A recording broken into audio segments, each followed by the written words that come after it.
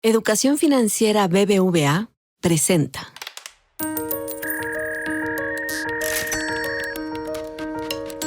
Peras y Manzanas, con Valeria Moy.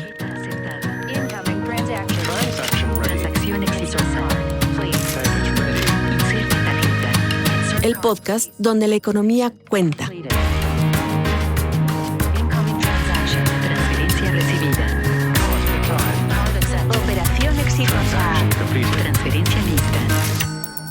Hola, ¿cómo están?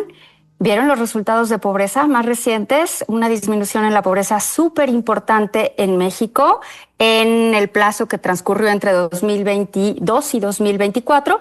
Pero si analizamos los últimos años, ya extendiendo un poco la serie, también vemos una disminución en la pobreza. Ahora, ¿qué es la pobreza en México? ¿O cómo medimos la pobreza en México? O el dato que tenemos de pobreza que, si mal no recuerdo, estuvo cerca del 30%, 29% de la población.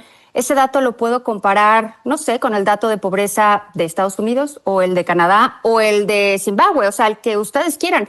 Para entender un poquito más cómo se mide la pobreza en México, con todas las complejidades que eso tiene, hoy está con nosotros Claudia Maldonado, la doctora Claudia Maldonado, que es la Coordinadora General de Medición de Pobreza y Evaluación Integral de la Política de Desarrollo Social del INEGI, que nos va a explicar con peras y manzanas cómo se mide la pobreza en México. Claudia, bienvenida a Peras y Manzanas. Me da muchísimo gusto tenerte aquí. Muchas gracias, Valeria. Encantada de participar. Te agradezco mucho la invitación a este espacio.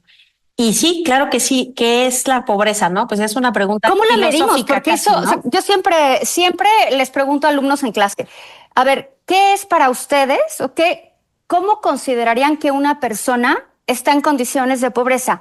Y si hay 30 alumnos, cada uno tiene una opinión distinta. Cada uno tiene un punto de vista distinto. Entonces, ¿cómo medimos la pobreza? ¿Cómo se decide o se determina qué persona cae en una situación de pobreza y qué persona ya no cae en esa situación de pobreza? Sí, mira, para dar un poco de contexto, tenemos una medición sui generis y tenemos una medición en México que ha sido reconocida internacionalmente y fue pionera, ¿no? Es una medición multidimensional. Pero quiero dar un pasito atrás, ¿no? ¿Por qué queremos una medición oficial de la pobreza? Porque por muchos años en México había muchos datos diferentes reportados por los gobiernos con criterios y opiniones muy válidos, pero que no permitían ni un diálogo ni tener elementos de confiabilidad y de replicabilidad de las métricas. Entonces, lo primero es que México es un país que tiene una medición oficial de pobreza. No todos los países la tienen, este la tiene, es por mandato de la Ley General de Desarrollo Social, es importante para hacer política pública, se tiene que publicar con ciertas desagregaciones cada X periodo, etcétera. Y en el universo de estos debates que tú bien señalas, para que no sea una cuestión de opinión o de percepción, pues hay como dos enfoques marco. Los enfoques que hablan de la pobreza absoluta y los enfoques que conceptualizan, este es sobre todo un debate de medición económica, que hablan de la pobreza relativa, que lo que implica es que a la medida que los países avanzan, se desarrollan, progresan, crecen, como lo quieras definir, nuestros estándares mínimos van cambiando. Entonces, lo que para ti, para mí puede ser una necesidad básica, era un lujo absolutamente incosteable hace 50 años o hace un siglo. Entonces, la pobreza multidimensional de México hace una combinación de ambos. Y la característica que tiene, y que es mandato de ley, es que por un lado reconoce el papel, como todas las medidas de pobreza que tenemos en el debate y en las aplicaciones, que es súper importante el ingreso para identificar la capacidad de las personas para satisfacer sus necesidades. ¿Cómo usamos el ingreso para satisfacer necesidades? Pues mediante la adquisición de bienes y servicios. Y si ahí tienes una restricción presupuestal muy fuerte, obviamente esa persona se encuentra en la imposibilidad de ejercer derechos, de satisfacer necesidades. Ese es un componente. Pero el otro, y el que es innovador, además de que es innovador que se combinan, que es la intersección de ambos, es el espacio de los derechos. Y esto, pues es heredero del constitucionalismo mexicano, de la Constitución de 17, que tiene unos derechos muy raros, que son derechos sociales, o sea, derechos sustantivos, no son derechos negativos, como dicen los abogados. Este mandato social que viene de la Constitución, que también fue pionera en su momento, la articula la Ley General de Desarrollo Social en 2004, ya en este siglo.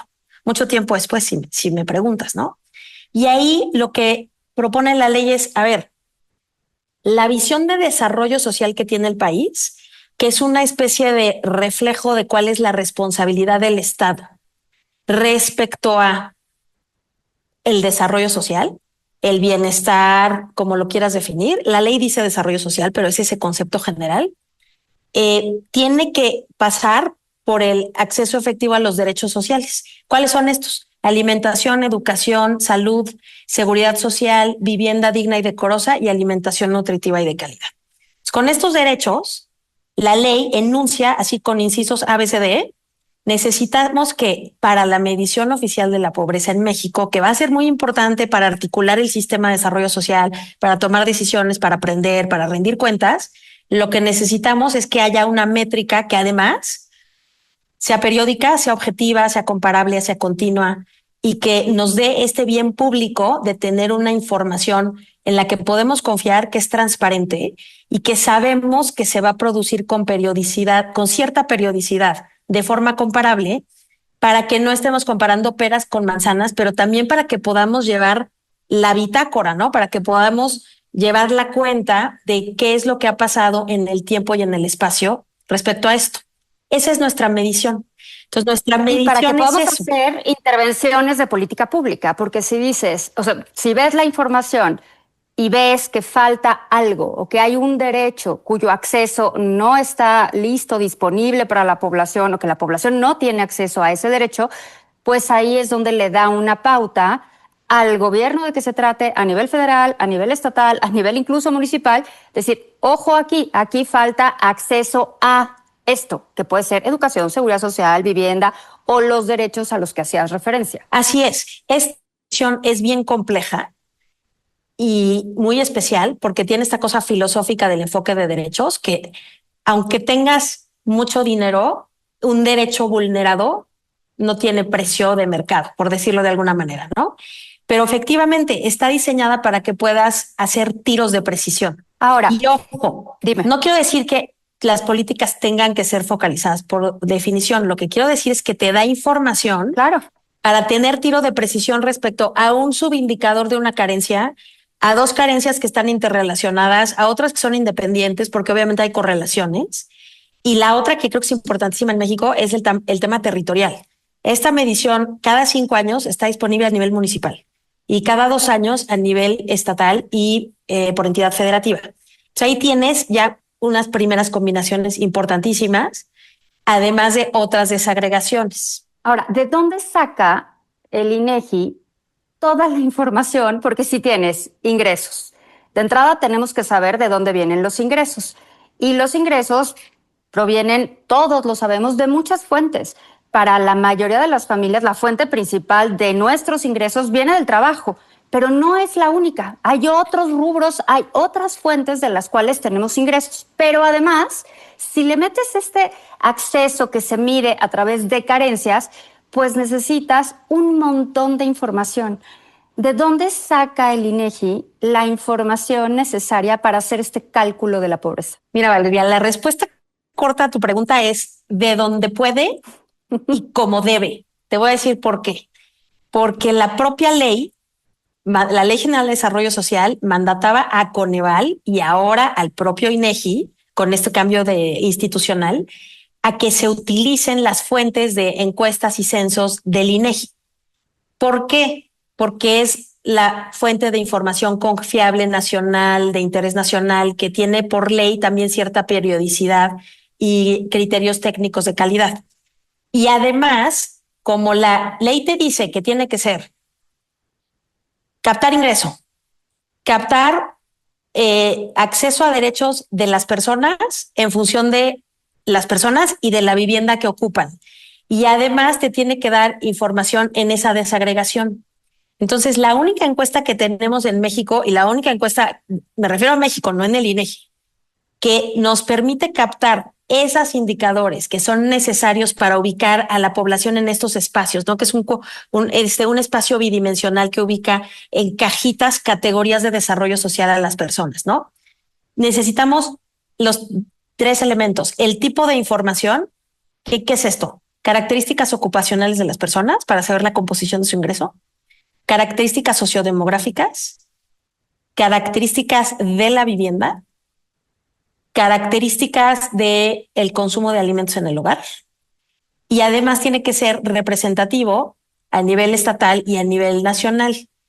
Y por eso se ha usado desde el origen de esta medición la ENIC, la Encuesta Nacional de Ingresos y Gastos de los Hogares.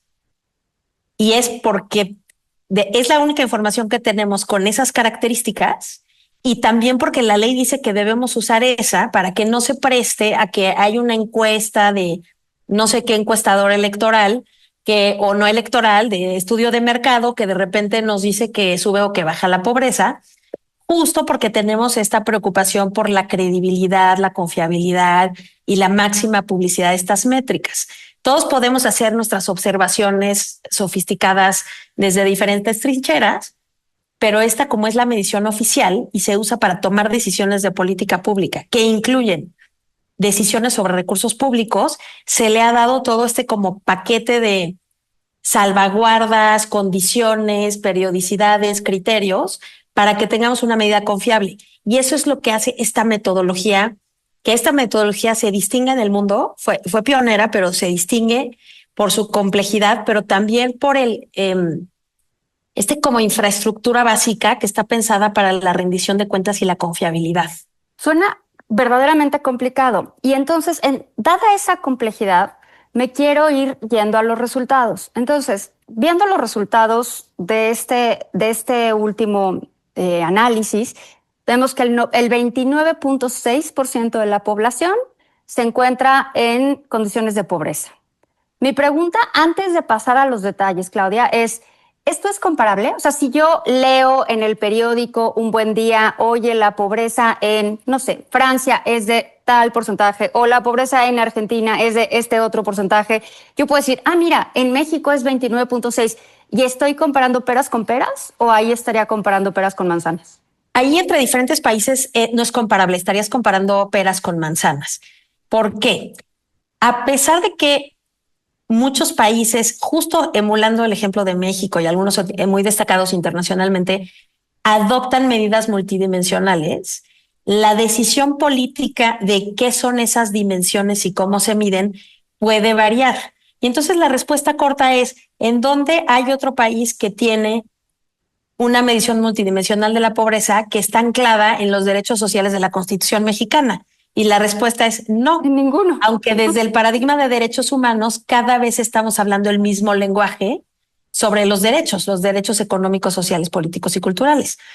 Pero eso es posterior. Esta medición es incluso antes de la reforma constitucional de derechos humanos.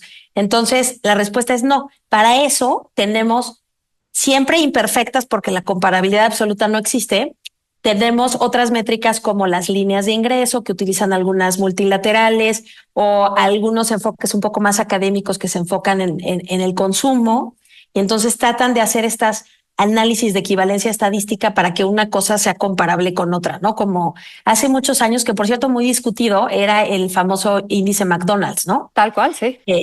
Tiene muchos problemas, pero era como, bueno, sí podemos comparar. ¿Quién se puede echar cuánto cuesta? Una hamburguesa. ¿Cuántas hamburguesas nos compra el salario en Moscú, en la Ciudad de México y en Paraguay, qué sé yo, ¿no? En Panamá. Algo así se puede hacer, pero directamente no son comparables. Pero sí nos sirve para compararnos en el tiempo. Exacto, justo es que siempre hay costos, ¿no? No tenemos esta capacidad de observarlo entre diferentes países, pero lo que nos da esta medición es la capacidad de bucear en la realidad mexicana y tener todas estas desagregaciones en clave multidimensional y de derechos. Incluso la municipal, no hay un país en el mundo, no hay un país en el mundo que tenga una medición multidimensional con estas características, que es un gran desafío estadístico para nivel municipal. De hecho, ahí la ENIC no nos alcanza. Utilizamos la encuesta intercensal o la muestra intercensal. Y aún así, te adelanto, esa medición se tiene que modelar porque no existe la información para hacer la captura directa que nos permite la ENIC para el ámbito nacional y estatal. Bueno, basta de teoría. Vamos a los resultados, Claudia. Claro que sí, con mucho gusto. ¿Qué salió en estas últimas métricas de pobreza? Primero, dame un segundo, un poquito más de teoría, solo para compartirles qué significa la pobreza multidimensional. Perfecto. O sea, tenemos muchas categorías, pero dos clave es que este 29.6% al que tú te referiste se refiere a personas que tienen dos conjuntos de características. Uno, tienen un ingreso mensual por persona, ingreso corriente total per cápita, que es inferior al valor de una canasta alimentaria y una canasta no alimentaria. Es decir, su ingreso mensual por persona, porque es por persona, porque todo el foco es en las personas, no es hogares, vivienda, como otros, como la propia ENIC, ¿no? Que habla de, que es de hogares y vivienda. No le alcanza para cumplir las necesidades básicas alimentarias y no alimentarias, que incluyen vestido y transporte, por ejemplo, pero es un hablar de necesidades básicas, muy básicas, y además tienen por lo menos una carencia. ¿Qué es una carencia en este modelo? Uno de sus derechos sociales vulnerados porque no cuentas con el acceso mínimo. Ejemplo, alguien que trabaja en el sector informal y tiene la carencia por seguridad social. Entonces tienes un ingreso inferior a una línea de pobreza y además tienes al menos una carencia. Pobreza extrema es un umbral más bajo y revela una realidad brutal. Es el conjunto de personas en México cuyo ingreso mensual per cápita es insuficiente para satisfacer las necesidades alimentarias básicas. Las más elementales. Y ahí yo invitaría a todos los que nos están escuchando a que se echaran un clavado, a que vean qué incluye esa canasta. Porque cuando hablamos de una canasta básica, es básica, basiquísima. Esta es exclusivamente alimentaria, la de pobreza extrema. Sí. Está calibrada, son métricas muy sofisticadas para estimar el consumo mínimo necesario calórico y los alimentos que cumplirían con eso para adultos equivalentes, ¿no? Ahí hay toda una construcción. Y tener 3 o más carencias. O sea, que tu ingreso es insuficiente para cubrir las necesidades alimentarias, para comer, y tienes 3 o más derechos vulnerados. El que sea, todos los derechos son iguales porque son indivisibles. No tienes salud, no tienes seguridad social, no tienes una vivienda digna y decorosa, etcétera. Y con esas dos, estos resultados de 2024 son los primeros en la serie de la medición que tienen resultados tan positivos en prácticamente todos los indicadores. ¿A qué me refiero?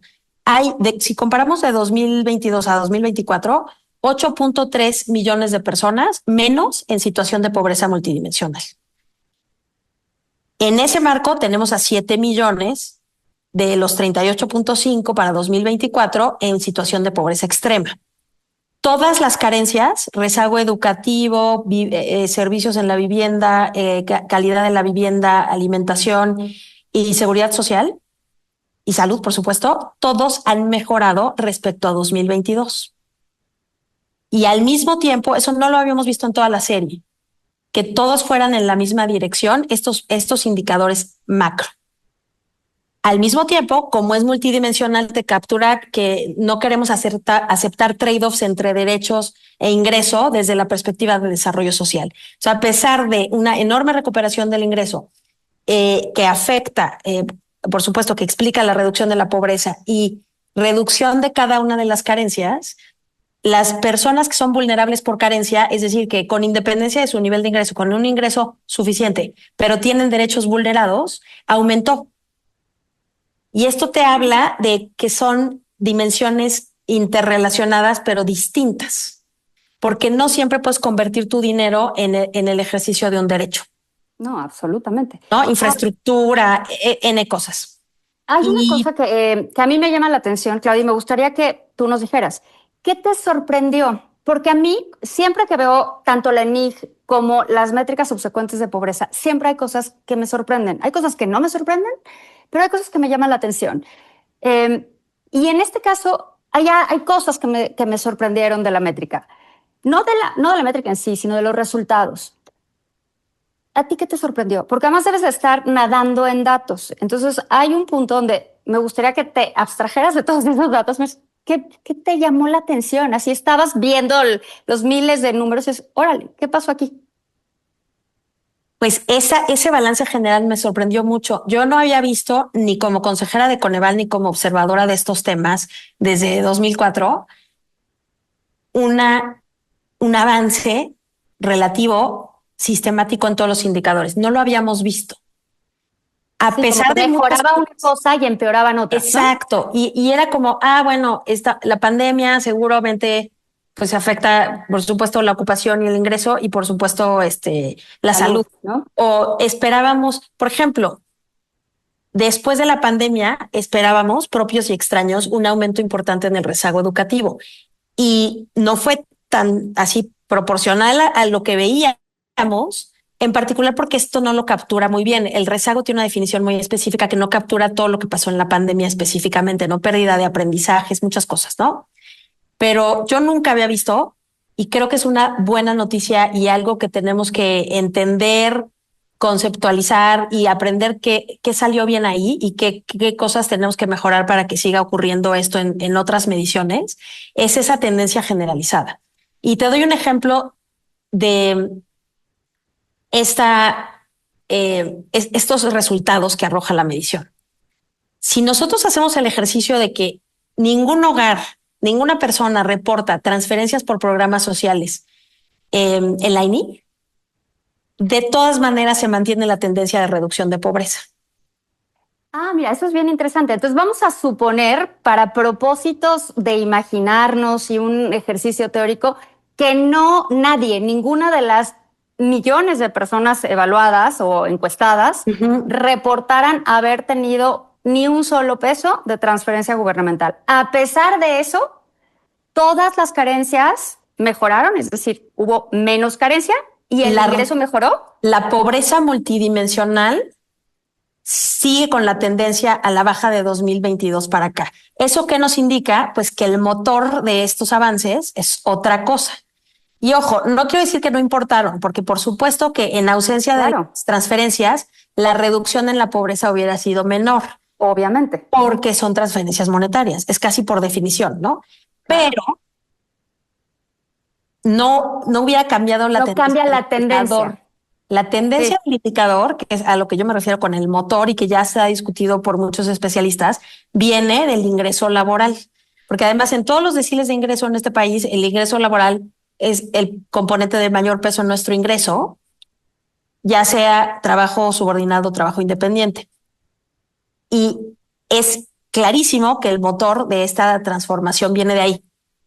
Y que el segundo lugar, las transferencias de programas sociales. Y que estas transferencias sí llegan más proporcionalmente a quienes son más pobres, pero no son suficientemente progresivas. O sea, es posible imaginar programas sociales mucho más progresivos de los que tenemos ahora. Y entonces, incluso yo aventuraría esa hipótesis. Hubiera sido posible ver reducciones más importantes en la pobreza si hubiéramos apostado mucho más a la progresividad de estos programas. Mira, eso es bien interesante. Ahora, una última pregunta, porque el tiempo apremia. ¿Dónde se concentra la pobreza en este país? Aquí el tema territorial es clave. Y te voy a decir por qué lo pregunto. Yo hace muchos años escuché a una persona, no era un economista, pero hablaba de los problemas de pobreza extrema y hacía referencia a la pobreza extrema de Nuevo León. Y yo pensaba, para mis adentros, qué raro, porque pues en Nuevo León casi no hay pobreza extrema, ¿no? Pero me parece interesante entender dónde se concentra la pobreza en México para entender esas desigualdades, no de ingreso, sino desigualdades regionales. Sí, aquí este es un tema que, como bien refieres, tiene mucho que ver con cosas hasta topográficas. O sea, son barreras de acceso al desarrollo social que son hasta físicas. Entonces aquí, cuando hacemos la comparación por entidad federativa, es clarísimo. Estamos en 29.6 como prevalencia a nivel nacional, ¿no? Pero tenemos entidades como Chiapas, Guerrero y Oaxaca, que más de la mitad de la población está en pobreza. Y tenemos 5 o 6 entidades federativas que concentran a la mayoría de la pobreza extrema en este país. Dicho esto, esta información también nos permite identificar que aunque hay entidades federativas que tienen muy baja prevalencia de pobreza extrema, por ejemplo, ahí están. Y pobreza extrema, no hay un número suficientemente pequeño como para que no sea preocupante por la característica del umbral. Pero sí, tenemos entidades federativas como Nuevo León o Colima o Baja California que pueden casi afirmar que están en camino de eliminar la pobreza extrema.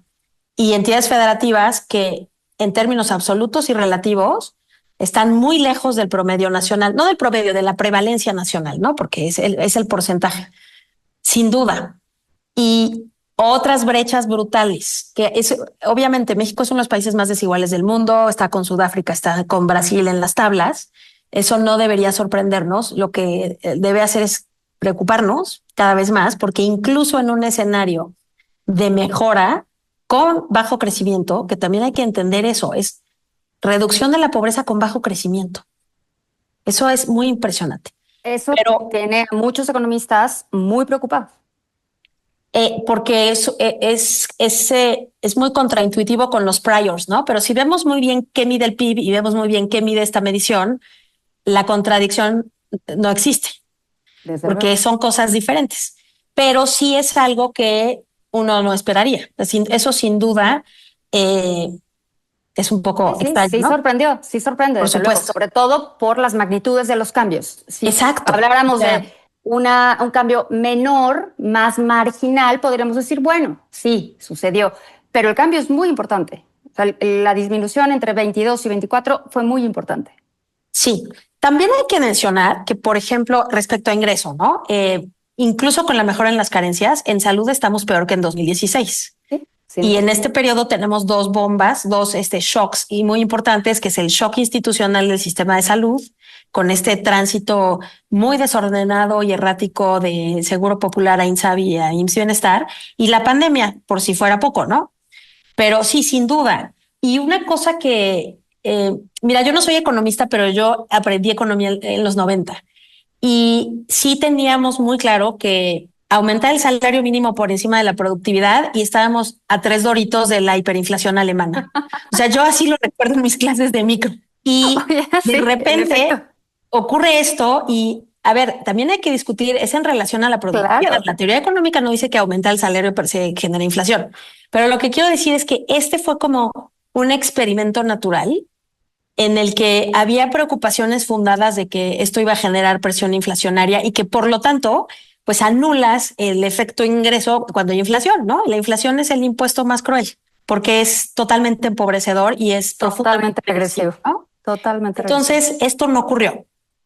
Hay toda una discusión de qué sigue, qué tan sostenible es, pero ver esto, que esto es posible en una economía que no crece, yo creo que es sin duda una gran noticia y sin duda un dato que nos obliga a repensar muchas cosas en materia de política social y en materia, sobre todo política salarial, porque, insisto, ese motor, la política social siempre tiene que tener una relación de complementariedad y sinergia con la política económica, ¿no? Y acá lo que vemos es que se acompañan, pero que la que lleva la mano es la política salarial. O sea, la reforma, Sí. el aumento del salario, la reforma laboral, etcétera. ¿Y qué pasa si hay un shock del mercado laboral? Si tenemos la capacidad de reaccionar así como el safety net con la estructura de política social o no, reconociendo que estamos en un entorno económico que es complicado, por decirlo menos. Pero a mí, yo sinceramente, después de, te lo digo con toda candidez y franqueza, como esta es la primera medición que se hace en el INEGI, la preocupación de mi equipo y la preocupación del instituto era sacar la medición. Y entonces como que no tuvimos tiempo de sentarnos así como y dar un pasito atrás y decir, ah, caray, ¿qué resultados? Porque lo que estábamos haciendo es procurando seguir la metodología, tener todos los mecanismos de transparencia. Entonces como que mi equipo se concentró mucho en el proceso y no en el resultado, porque queremos que el resultado sea confiable y la confiabilidad la construye el proceso. Y ahora que ya pasaron algunos días y que he tenido la oportunidad de comentar estos resultados, me empieza a caer el 20, como se decía antes, ¿no? Para tus, quienes son más jóvenes no van a entender qué significa eso. De repente, sí, a ver, 8.3 millones de personas están mejor de 2022 para acá. La cifra superior con el corte de 18, con el corte de 16. Y al mismo tiempo, pues, seguimos con estas deudas pendientes que son territoriales, que son las brechas de género, la población indígena, el ámbito rural. En el espacio rural estamos arriba de 40% de prevalencia de pobreza versus el 29% general, ¿no? Sí, que eso es una cosa bien importante. O sea, sí, la métrica fue muy positiva en el sentido de una disminución de la pobreza, y eso no quiere decir que haya que cantar victoria. No quiere decir ya no hay ningún problema, ya todo está resuelto. Para nada. En todo caso, estas métricas tendrían que llevarnos a todos a analizar qué está pasando dónde. Y cuando digo dónde, no me refiero únicamente al ámbito geográfico, sino dónde poblaciones específicas, hombres, mujeres, rural, urbano, adultos mayores, niños, porque estas métricas, como resultado de lo que mide la NIC, nos permiten hacerlo. O sea, nos dan ese margen para poder hacer ese análisis fino. Y ahí me parece que es donde tendríamos que meter pues todos los que estamos del otro lado, no midiendo, sino tratando de entender lo que ustedes están midiendo. Sí, mira, yo creo que esto es súper importante porque la complejidad de la medición y la complejidad de la metodología y todo esto en sí mismo son relevantes, pero debemos recordar que tenemos todo este paquete complicado porque queremos un buen instrumento de política pública. Entonces, esta información, como cualquier información, es un instrumento para algo más y es tan útil como la utilicemos, la entendamos, la sepamos explotar. A diferencia de un proyecto estrictamente de investigación, que en sí mismo quiere comprender la realidad y agregar al conocimiento, este proyecto, que es de Estado, que es de la Ley General de Desarrollo Social, lo que está construyendo es un sistema de información confiable como palanca para tomar decisiones de política pública. Entonces, para quienes creemos en que debemos tener políticas públicas informadas por evidencia, no necesariamente basadas en la evidencia, porque las decisiones de política pública son decisiones políticas, pero que queremos que la evidencia esté en la mesa de la discusión, cuando se debatan alternativas, valores en conflicto, trade-offs, presupuesto, esta información es una joya. Es una joya. Claudia. Históricamente ha sido difícil que se utilice todo lo que se puede utilizar.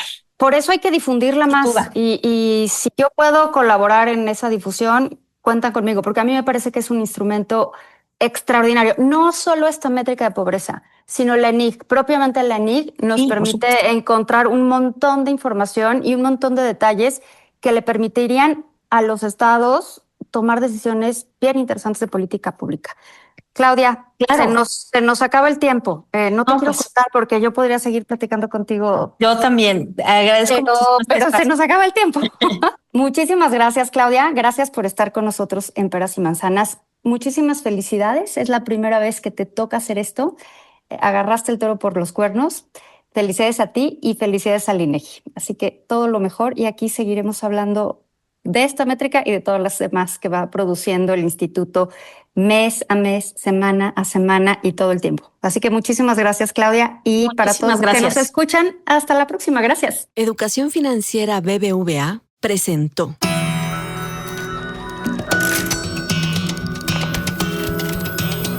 Peras y Manzanas con Valeria Moy, el podcast donde la economía cuenta. Escucha este y todos nuestros podcasts en asícomosuena.mx, Spotify, Google y Apple Podcast.